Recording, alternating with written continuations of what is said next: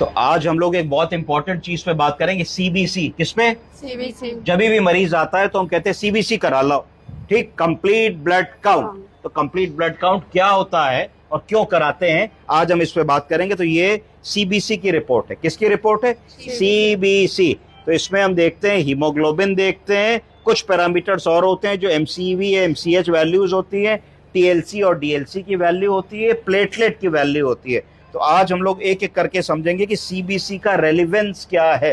तो सीबीसी में तीन बातें पता लगी। पहला आरबीसी, रेड ब्लड काउंट। क्या चीज? रेड ब्लड काउंट, जो हमारी हीमोग्लोबिन वगैरह के बारे में बताता है। दूसरी चीज पता लगी डब्ल्यूबीसी। क्या पता लगी? WBC, white blood count. White blood count हमारा टीएलसी और डीएलसी यानी कि टोटल ल्यूकोसाइट काउंट और डिफरेंशियल ल्यूकोसाइट काउंट पे बताता है। तीसरी चीज होती है प्लेटलेट। क्या होती है?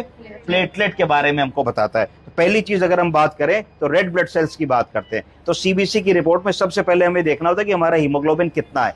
हीमोग्लोबिन अगर पुरुष है तो 13 से 17 होना चाहिए। कितना? 13 से 17। अगर महिला है तो होना चाहिए 12 से 15।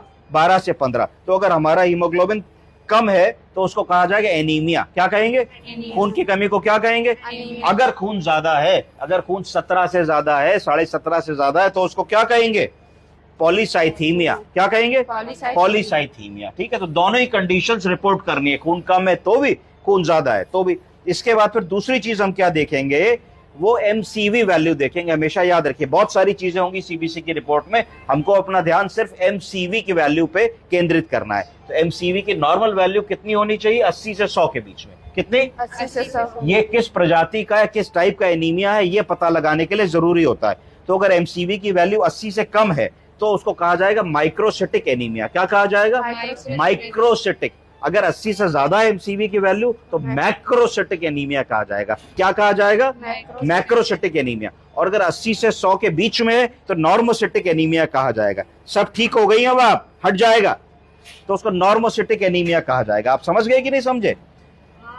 अब बारी आती है डब्ल्यूबीसी। डब्ल्यूबीसी का मतलब है व्हाइट ब्लड सेल्स। तो व्हाइट ब्लड सेल्स नॉर्मली 4 से 10 हजार होते हैं। कितने होते हैं? 4 से 10 हजार। तो अगर 4 से 10 हजार से ज्यादा है तो उसको क्या कहा जाएगा?